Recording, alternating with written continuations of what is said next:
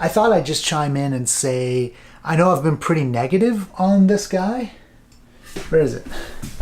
I think it has to do with the fact that I was so excited about these when I first pledged on Kickstarter. I've kind of come to the realization as to what Kickstarter was in terms of being basically a beta tester for a bunch of companies putting out new products for the most part. And there's a lot of things that claim to be like the best thing ever. We've reinvented the backpack. There's like 6 million of those.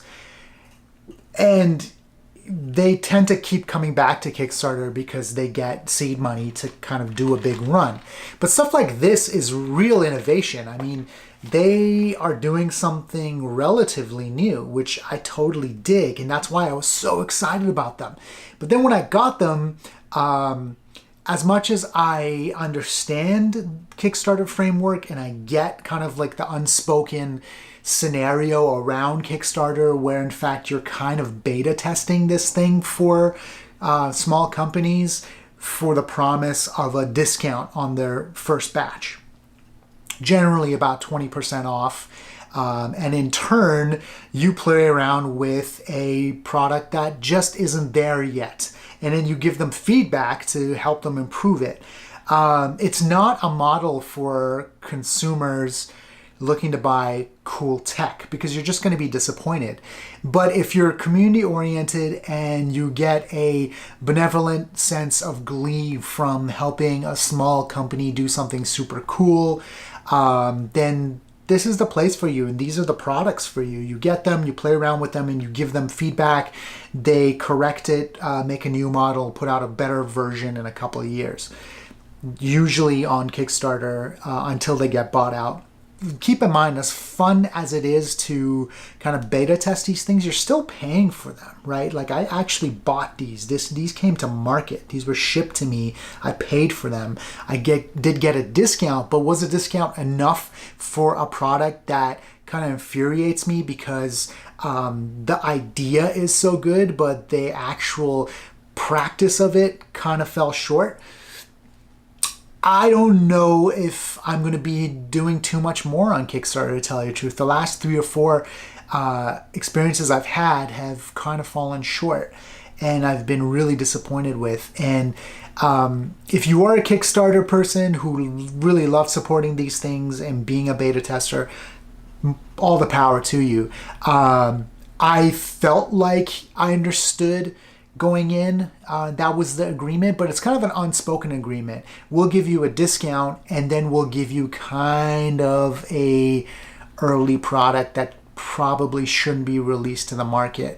I would much rather something a little bit more honest, like a beta test site where people raise money for their products, but it's all under the umbrella of like, listen, this first batch, it's a beta test batch. But stuff like this, I mean, this is a company trying to make money, trying to make a pretty dope thing, and then eventually make money on it if they haven't already off this first Kickstarter batch.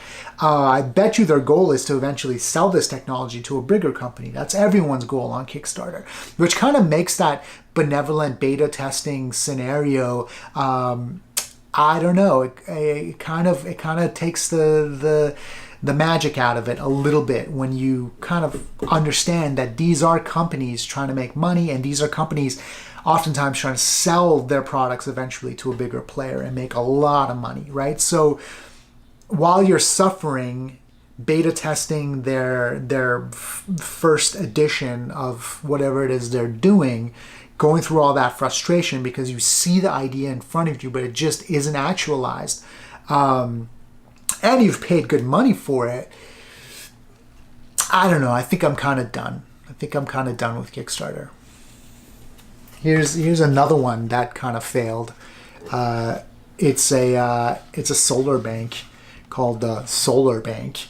And after the first charge, the LED lights stopped working. And I've contacted them, and I'm sure they're going to fix it or correct it. But again, another scenario where they kind of rushed it out, and though it took months and months and months, they still kind of rushed it out because it doesn't work.